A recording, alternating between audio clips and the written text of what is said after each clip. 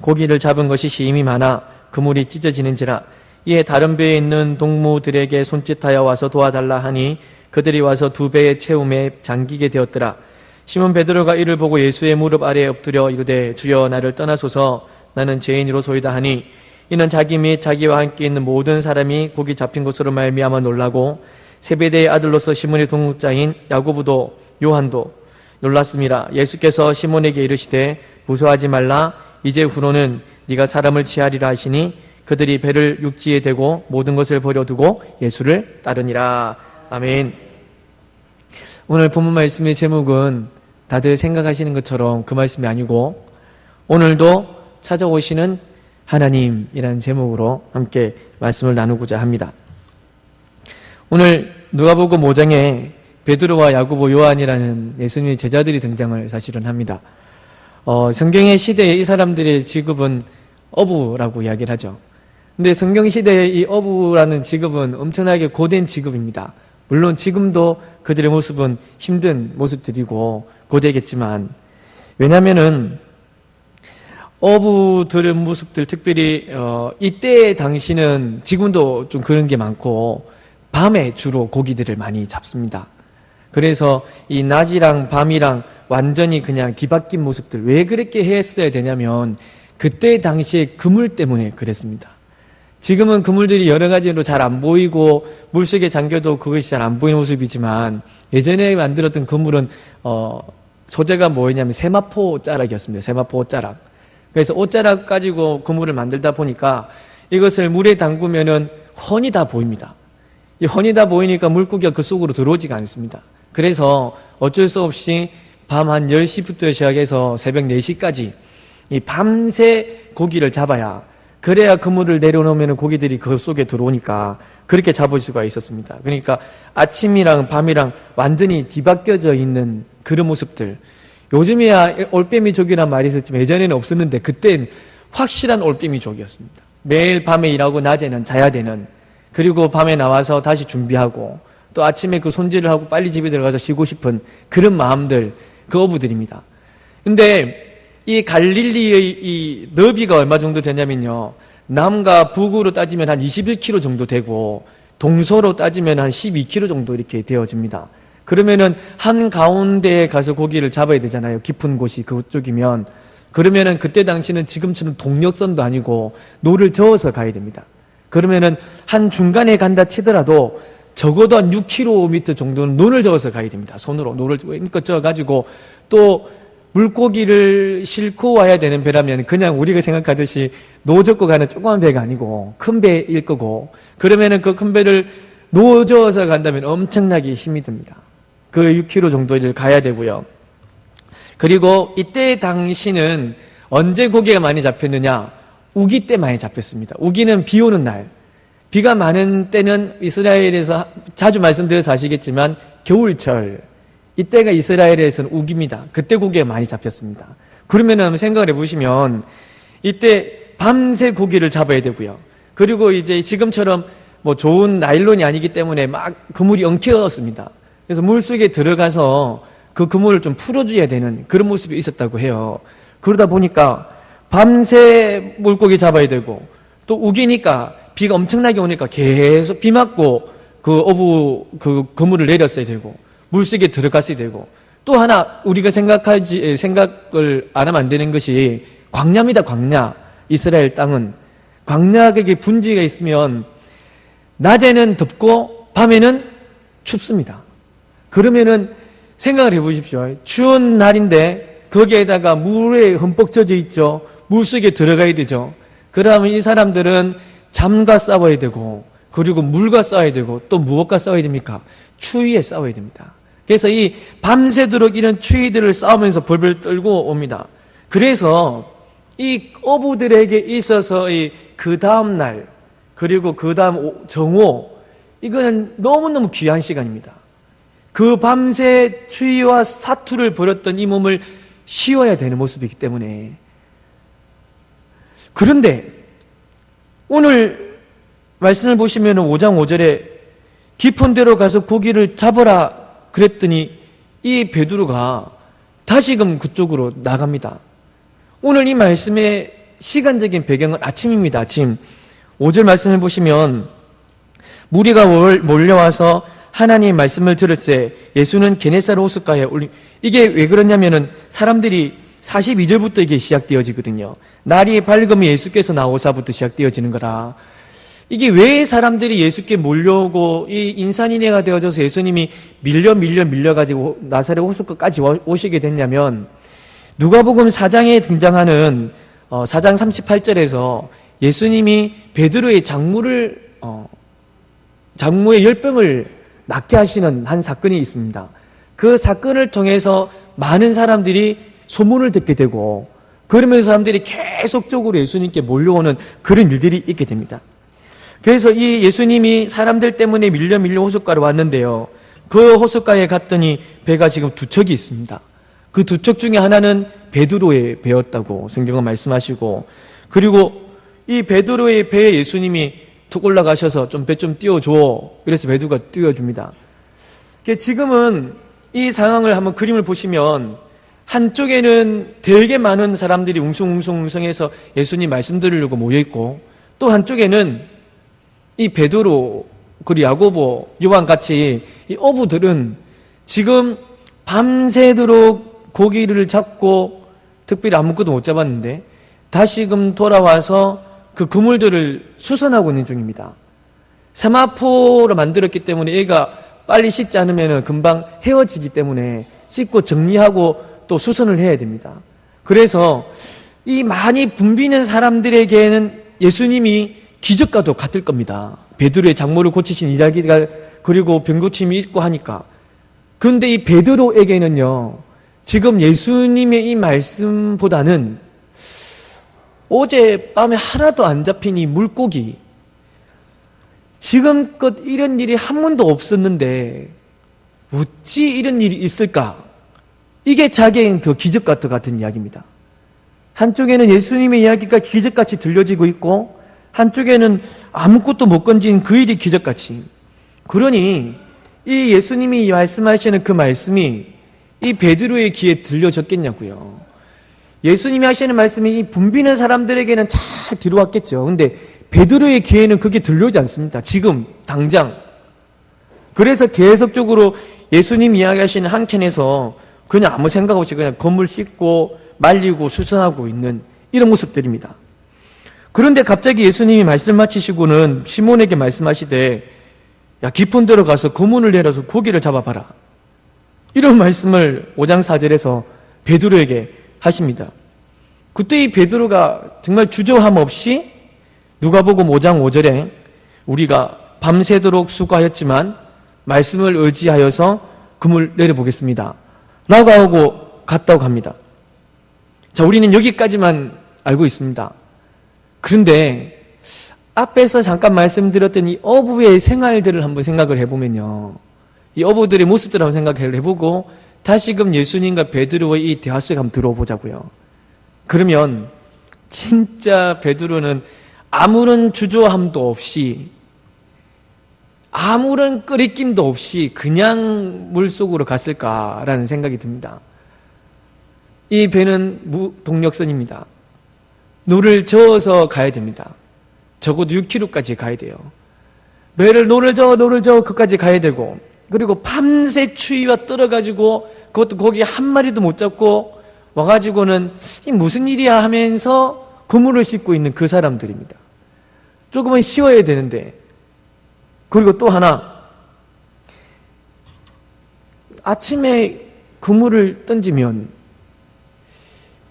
고기가 분명히 그 그물들을 다 보고 들어오지도 않을 건데, 참 이런 마음들, 이 베드로에게 분명히 지금까지 그렇게 했으니까요. 그렇기 때문에 밤에 나가는 거였거든요. 그물 던지면 거기에 물고기들이 뭐 한다고 들어오겠습니까?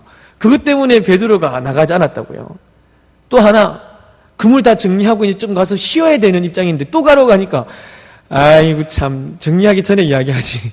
정리 다 해놓고 집에 들어가려니까 또 이야기하네. 이런 모습들 있지 않습니까? 다 끝내고 가려고 하는데 또 시킬 때, 아우 진짜 이 짜증 나지 않습니까? 마찬가지였습니다. 베드로에게도. 여러 가지 상황이 있음에도 불구하고 사실은 간 겁니다. 이런 모습들. 그런데 깊은 데로 갔습니다. 뭐 피곤하지만 갔습니다. 그리고 물고기의 그물을 던졌습니다. 그런데 진짜로 정말 힘이 많은 물고기들이 훤히 들여다 보이는 그 그물 안으로 쏙쏙쏙 들어오는 겁니다. 이때 베드로가 속으로 무슨 생각했겠습니까? 성경에는 등장하지 않습니다. 제가 언제 생각해 본 것이 저것들이 죄송합니다. 미쳤나? 죽을 자리를 쳐다보고 이런 생각 안 했겠습니까? 근데 진짜 많은 물고기들이 그물 속으로 계속 들어오니까 이 베드로가 계속 건지고 하다 보니 자기 배를 가득 채우고 도저히 이게 안 되니까 저기 보이는 친구들을 부릅니다. 사실 이 친구들도 마찬가지거든요. 집에 들어가고 좀 쉬고 싶은 그런 상황들입니다. 근데 이 베드로랑 같이 수십 년을 함께 했기 때문에 그가 부르니까 아이고 막 같이 가보자. 또 간 겁니다. 가보니까 베드로의 배에 물고기가 많거든요. 그래서 자기 배에 이제 좀 실어야 되는데 아이고 그 배에도 이 물고기가 계속 쌓이더니 결국은 두 배가 가득 찹니다. 성경에서는 이걸 뭐라고 말씀하냐면 이 배가 가라앉을 만큼 많았더라라고 이야기를 해요. 그래서 이 두 배의 만선의 기쁨을 하고 돌아오게 됩니다. 자, 우리는 오늘 있었던 주의 말씀을 의지하여 그물을 던져가지고 이런 모습들 있게 되었다는 것에 대해서 우리가 많이 생각을 해보았는데 그러면서 우리가 하는 생각은 이에 대한 우리의 생각은 그리고 우리의 관심은 순종하니까 우리에게 복이 넘쳤더라라는 이런 생각들을 참 많이 합니다. 맞습니다. 이거는 진리죠. 하나님 말씀에 순종하는 자 그가 복을 받습니다. 맞습니다. 순종하여 갔던 이 베드로의 순종에만 좀 더 많은 생각들을 하게 되고 그리고 그 순종으로 인해서 가득 잡혀져 있는 물고기들에게 좀 더 많은 관심을 갖고 순종하였더니 많은 것을 채워주신다에 관심이 있고 그런데 여기서 한번 생각해 봐야 되는 것이 결국 많은 것을 얻기 위해서 순종을 해야 되는가라는 문제입니다. 순종을 하면 하나님이 분명히 은혜 주십니다. 그것은 틀림이 없습니다. 맞습니다. 이 말씀을 창세기 22장에서 우리에게 주셨습니다. 믿음으로 순종한 아브라함, 그에게 하나님께서 미리 쓸 것을 준비해 주셨습니다. 필요한 것, 양, 순양, 필요한 것을 먼저 준비해 주셨습니다.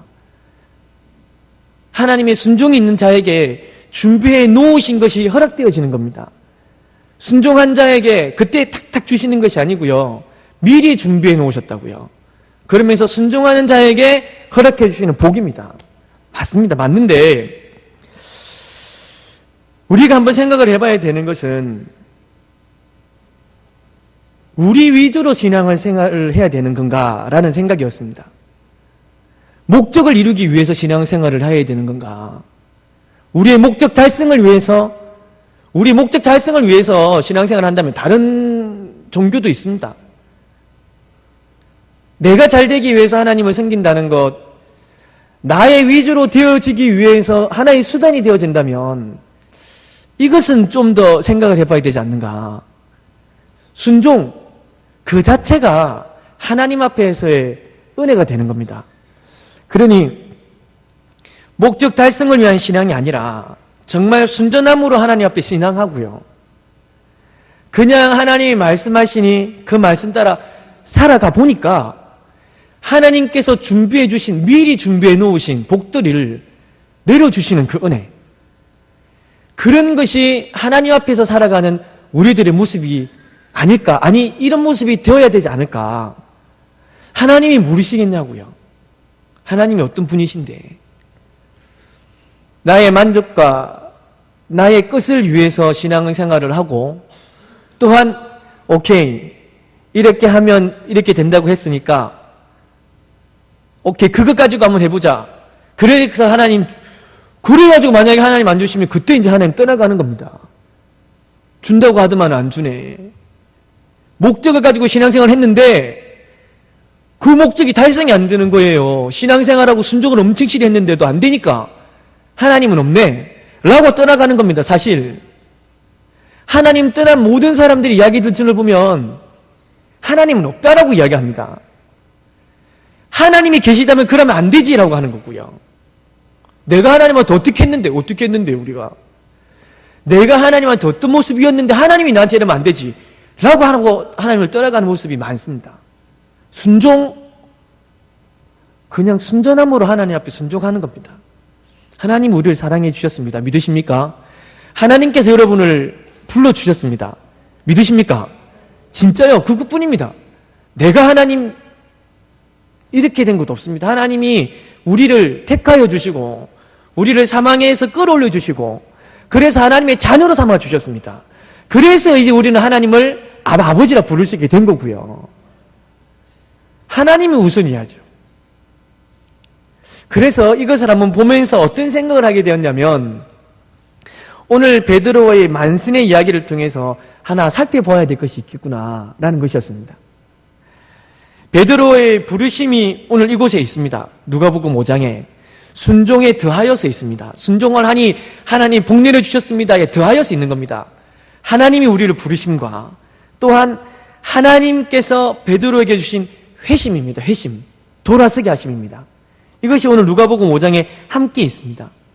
우리가 이 이야기들 중에 간과하지 말아야 되는 것이 예수님과 베드로의 관계인데요.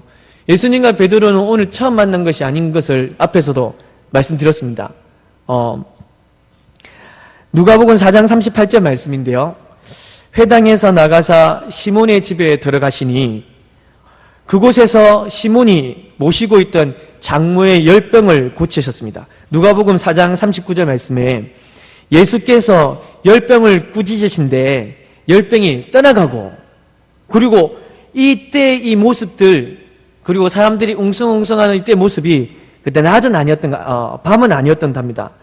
4장 40절 말씀에 누가복음 4장 40절에 해질 무렵에 사람들이 온갖 병자를 데리고 오매 그러니까 예수님께서 베드로의 장모의 병을 고치신 것은 밤이 아니라 낮 시간이었던 것 같고 그 낮 시간 때 예수님이 행하셨던 이 일들의 소문이 거기에 온전히 이제 퍼쳐져서 사람들이 해질 무렵쯤 돼가지고 병자들을 마구 데리고 오는 그런 모습들이 그곳에서 있었습니다. 이것을 생각해 볼 때에 이 앞에 어부들의 모습들은 좀 집에 들어가서 쉬고 싶은 모습입니다. 당장에 들어가서 이 피곤한 몸을 좀 누이고 그곳에서 좀 편안하게 있고 싶은데 지금 이 상황은 쉬고 싶은데 온 집안이 웅성웅성하고 예수님 오시고 그 다음에 사람들 막 등장하고 떠들어 쌓고 베드로가 쉬고 싶어도 쉬지 못했던 그 모습들. 그러니까 듣지 않을래야 안 들을 수 없는 상황. 보지 않을래야 못 볼 수 없는 상황.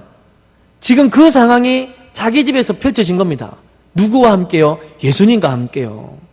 그럼 베드로는 그때의 그 상황을 분명히 보았을 거고 들었을 거고 또한 자기 장모님이 처음엔 병들었다더라 알아 누웠는데 예수님께서 그 병을 낫게 해가지고 낫게 되어지고 아니 저 어머니가 나아살지도만은 예수님을 수정하는 모습까지 있네. 베드로가 다 봤습니다. 알아 누웠던 것, 낫게 된 것, 나아가지고 예수님께 수정하는 모습들. 그걸 베드로가 다 봅니다. 이 모습들.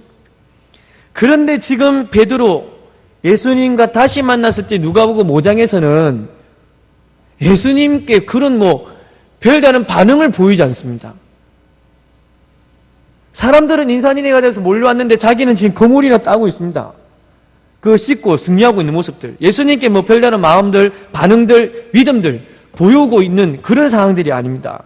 왜냐하면 지금 자기의 상황이 그럴 만한 상황이 아니었거든요. 예수님보다는 지금 내가 좀 쉬고 싶은 겁니다. 예수님이 오셨는데 예수님이 말씀하시는데 내가 단지 쉬고 싶은 마음뿐이에요. 내가 너무 피곤하니까. 지금 당장 빨리 들어가가지고 지금 당장 쉬고 싶고 몸 좀 어떻게 좀 하고 싶은 그런 것이 있기 때문에 지금의 육신의 피곤함이 지금 육신의 피곤함을 달래줘야 되는 것이 예수님보다 더 컸고요. 또 하나가 뭐냐면 자기가 어부 생활하는 중에 진짜 이런 일은 없었거든요. 왜냐하면 이런 말이 사실 있습니다. 갈릴리 바다, 갈릴리 호수, 이곳에는 물고기 반, 물 반, 그냥 던지면 고기가 잡힌다, 이런 이야기가 있을 만큼 이 갈릴리는 고기가 엄청나게 많았습니다. 그래서 던지면 잡는 겁니다. 던지면. 그런데 이 밤새 그물질을 했는데 그 많던 물고기들이 하나도 안 잡힌 겁니다. 지금 내 앞에 놓여져 있는 이 상황이 예수님보다는 더 급한 겁니다. 지금 내 앞에 놓여진 모든 것이 예수님보다는 더 크게 느껴지는 거죠. 그런데 이 베드로는 왜 예수님께서 하신 이 말씀에 깊은 데로 가서 그물을 던져라 하신 그 말씀에 순종해서 나갔을까요? 왜 그랬을까? 인산이래를 이루고 있는 예수님은 말씀합니다. 아무런 감흥도 못 느끼는 베드로. 그런데 갑자기 예수님이 자기에게 오셔서 깊은 데로 가서 그물을 내려서 고기를 잡아봐라, 딱 한마디 하시니까 이 베드로가 아차 싶었던 건 아닐까.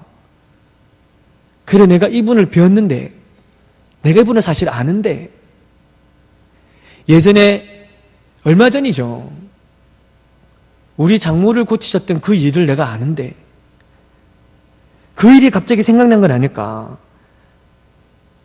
예수님의 능력을 자기도 보았던 거고, 예수님이 하신 일들도 자기도 직접 체험했는 것을 아는데 왜 이렇게 한번 유추를 해볼 수 있냐면요, 이 베드로의 모습 때문에 그렇습니다. 별다른 반응이 없었던 베드로가 한 배 가득 잡힌 고기, 한낮에 정말 물고기들이 미친 듯이 그냥 그물 속에 들어오는 그 물고기들, 한 배 가득 잡혀버린 물고기들, 그 물고기들을 보면서 그가 돌아와서 예수님 앞에 딱 엎드려서 하는 말이 딱 하나입니다. 주여, 나를 떠나소서. 나는 죄인입니다. 베드로가 왜 이런 이야기를 들었겠냐고요. 자기의 믿음 없음에 대한 말씀 아니겠습니까? 하나님께서 오셔서 자기에게 하신 이 말씀을 베드로는 그냥 크게 생각하지 않았던 겁니다. 예수께서 오셔서 그가 행하신 이적들, 그가 행하신 말씀들, 이것을 이 베드로는 무의미하게 생각한 겁니다. 물고기가 잡히지 않았던 일들이, 그런 일들이 없었던 지난번에 이 신기한 일들, 그런데 지금은 한낮에 잡히지도 않은 물고기들이 2배나 가득 잡힌 이 신기한 일들, 분명 저분이 분명 먼저 내게 오셔서 능력도 보여주시고 나를 찾아오셨는데, 그 예수님의 능력도 보았고 그 예수님의 말씀을 들었음에도 자신 앞에 놓여져 있는 이 모습들 때문에 내 앞에 계신 이분을 그냥 단순한 분으로 생각해버리고 그를 향한 믿음을 드리지 않았던 자기가 보여진 겁니다. 그러면서 예수님 앞에 무릎 꿇습니다. 나를 떠나소서, 나를 떠나소서. 왜요? 그럼에도 다시금 오셨으니까. 나를 분명 처음 왔을 때 나에게 말씀하셨는데 내가 그 말씀을 버렸는데, 그럼에도 다시금도 와서 다시금 자기의 능력을 보여주시니까, 그럼에도 불구하고 다시 와서 나에게 말씀해 주시니까 베드로가 무슨 말씀 드릴 수 있습니까? 그냥 예수님, 나를 떠나십시오. 나는 죄인입니다. 나는 당신을 알아보지 못한 죄인이고, 나는 당신의 능력을 믿지 못한 죄인이고, 나는 당신이 하신 말씀을 버린 죄인입니다. 나를 떠나십시오. 이런 말씀밖에 무엇 드릴 수가 있겠는지요, 베드로가. 사랑하는 성도님, 하나님께서는 오늘도 우리를 찾아오십니다. 할렐루야. 하나님께서는요, 지금도 우리를 찾아오십니다. 여전히 우리를 찾아오십니다. 죄 많은 인생을 불쌍히 여기시고, 그 말씀에 별 반응 없이, 말씀에 아무 생각 없이 마지못해 여러 모습 신앙생활을 했던 우리지만 또 수많은 능력들을 여러분들에게, 우리들에게 다 보여주셨는데 수많은 능력들을 다 잊어버리고 수많은 말씀들 다 잊어버리고 지금 내 눈앞에 놓여진 이것 때문에 고단해하고 있는 그 인생에게도 하나님 찾아오십니다. 하나님 오십니다. 그것을 잊어버리신 여러분에게도 혹 여러분은 이런 모습 아니십니까? 하나님 여러분께 주신 말씀들을 잘 간직하고 계시는지요? 하나님이 베푸신 능력들을 정말 간직하고 계시는지요? 아니면 베드로처럼 우리의 능력 보여주셨음에도, 우리에게 말씀해 주셨음에도 그것을 잊어버리지는 않으셨는지요? 그 능력들을 그냥 대수롭지 않게 생각하시지는 않으셨는지요? 예수님이 오십니다. 그러면서 베드로에게 하신 말씀은 그겁니다. 딱 하나. 믿음 없는 자가 되지 말고, 할렐루야, 믿음 있는 자가 되어라. 베드로에게 하고 싶은 말씀은 믿음 없는 자가 되지 말고 믿음 있는 자가 되어라는 겁니다. 주님, 나는 죄인입니다. 나를 떠나소서. 우리를 찾아오셔서 다시금 사랑으로 말씀하시는 그분 앞에 우리 이런 고백 드리시지 않으시겠습니까? 나에게 다시 오셔서 믿음 없는 자가 되지 말고 믿음 있는 자가 되어야 돼. 믿음 있는 자로 살아야 돼. 오직 주의 능력으로 살아야 돼. 라고 하시는 그분 앞에 그래 이런 말씀이 아니라 죄송합니다. 그럼에도 또 찾아오셨군요. 오늘 또 말씀하시는군요. 저는 죄인입니다. 차라리 저를 떠나시죠. 라고 고백하는 그런 심령들이 되어 보시지 않겠습니까? 그 고백 위에 하나님 역사하실 겁니다. 우리가 하나님 앞에서 이런 회개의 고백을 드리는 심령이 되을 때, 이런 회복의 심령이 되어질 그때 예수님의 말씀이 우리 속에 싹 들어옵니다. 우리가 하나님의 말씀을 듣지 못하여서 죄송합니다라고 고백할 때 그때 예수 그리스도의 말씀이 우리 속에 우리 심령에 가득 찹니다. 하나님의 말씀을 아무렇지 않게 생각하는데 어찌 말씀이 우리 속에 들어올 수가 있겠습니까? 나는 죄인입니다. 내가 그 말씀을 버렸군요. 죄송합니다라고 고백하는 그 심령에 그의 말씀이 우리 속에 들어와서 그 말씀이 여러분을 변화시키십니다. 그 말씀이 여러분을 회복하여 주십니다. 그 말씀이 우리를 살리십니다. 할렐루야! 그 말씀이 우리를 주의 길로 인도해 주십니다. 성령의 은혜로요. 성령의 위로로. 사랑하는 성도 여러분들께 정말 하나님의 이름으로 나아가는 여러분들께 이런 귀한 회복의 심령이 넘쳐나게 원하고 그 심령 위에 하나님 말씀으로 하나님의 귀한 은혜가 또 하나님의 귀한 축복이 가득가득하기를 정말 주 예수 그리스도 이름으로 간절히 축복합니다. 주님, 저는 죄인입니다 라고 고백하는 심령 위에 이런 은혜 임하시리라 믿습니다. 우리 함께 찬양하시